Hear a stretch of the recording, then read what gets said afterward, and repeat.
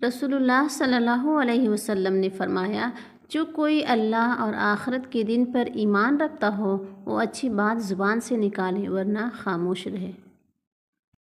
آدمی پاکیزہ حلال چیز سے تو روزہ رکھ لیتا ہے مگر خبیث حرام سے روزہ نہیں رکھتا، یعنی غیبت کے ذریعے اپنے بھائی کا گوشت کھانے سے باز نہیں آتا۔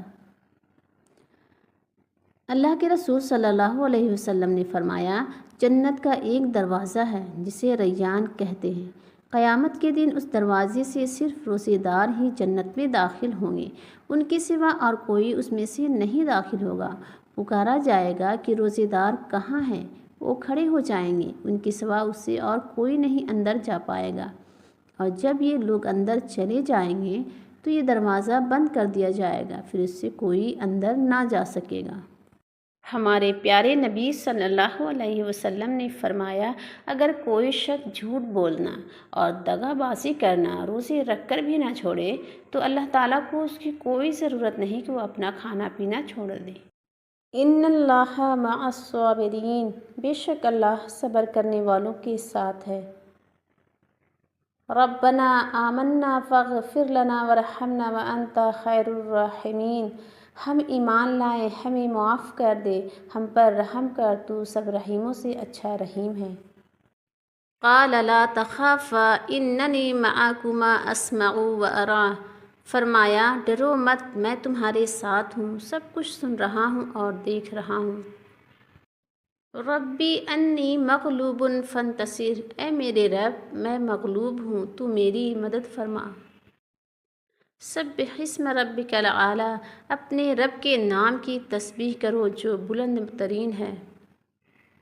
ربنا لا تزغ قلوبنا بعد اذ ہدیتنا وہب لنا من لدنک رحمۃ انک انت الوہاب، اے ہمارے رب تو ہدایت دینے کے بعد ہمارے دلوں کو ٹیڑھا نہ کر اور اپنے پاس سے رحمت عطا کر، بے شک تو بہت زیادہ عطا کرنے والا ہے۔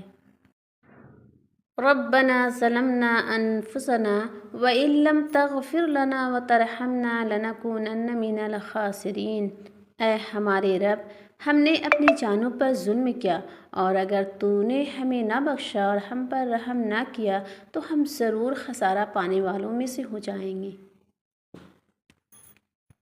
ہمارے پیارے نبی صلی اللہ علیہ وسلم کا فرمان ہے، روزہ گناہوں کی ایک ڈھال ہے، اگر کوئی روزے سے ہو تو اسے چاہیے فحش گوئی نہ کرے اور نہ ہی شور مچائے۔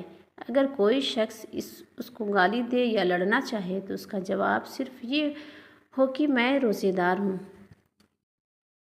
ابو ہریرہ رضی اللہ عنہ سے روایت ہے کہ رسول اللہ صلی اللہ علیہ وسلم نے فرمایا، جب رمضان کا مہینہ آتا ہے تو آسمان کے تمام دروازے کھول دیے جاتے ہیں، جہنم کے دروازے بند کر دیے جاتے ہیں اور شیاطین کو زنجیروں سے جکڑ دیا جاتا ہے۔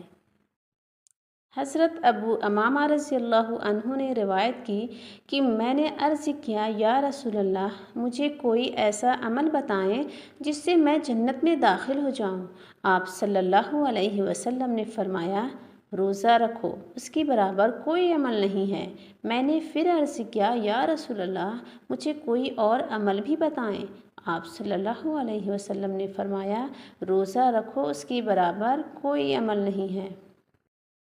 رمضان اور قرآن۔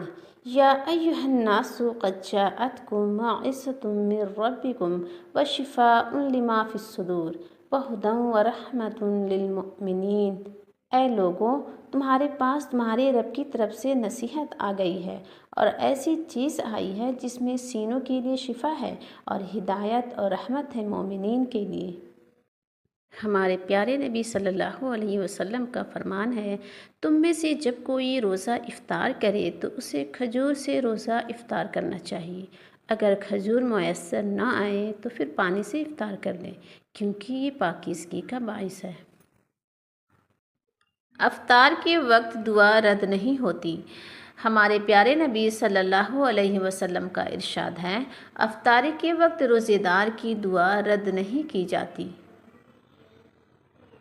روزہ، صدقہ خیرات، رات کا قیام، تلاوت قرآن مجید، روزی افطار کرانا، اعتکاف، رمضان کے آخری عشرے میں خوب محنت کرنا، لیلۃ القدر کو تلاش کرنا، عمرہ کرنا، یہ سب رمضان المبارک کے اعمال ہیں۔ روزے کی حالت میں بھول کر کھانے کا بیان۔ محمد عربی صلی اللہ علیہ وسلم کا فرمان ہے، جو شخص روزے کی حالت میں بھول کر کھا پی لے تو اپنا روزہ مکمل کرے، کیونکہ اسے اللہ تعالیٰ نے ہی کھلایا پلایا ہے۔ روزہ افطار کرنے میں جلدی کرنا مستحب ہے۔ رسول اللہ صلی اللہ علیہ وسلم کا ارشاد ہے، لوگ روزہ افطار کرنے میں جب تک جلدی کرتے رہیں گے، دین ہمیشہ غالب رہے گا، کیونکہ یہود و نصارہ تاخیر سے افطار کرتے ہیں۔ رسول اللہ صلی اللہ علیہ وسلم کا ارشاد ہے، فَإِنَّ عُمْرَةً فِي رَمَضَانَ حَجَّةٌ، یقیناً رمضان میں عمرہ کا ثواب حج کے برابر ہے۔ ہمارے پیارے نبی صلی اللہ علیہ وسلم کا فرمان ہے، ہر چیز کی زکوٰۃ ہے اور بدن کی زکوٰۃ روزہ ہے۔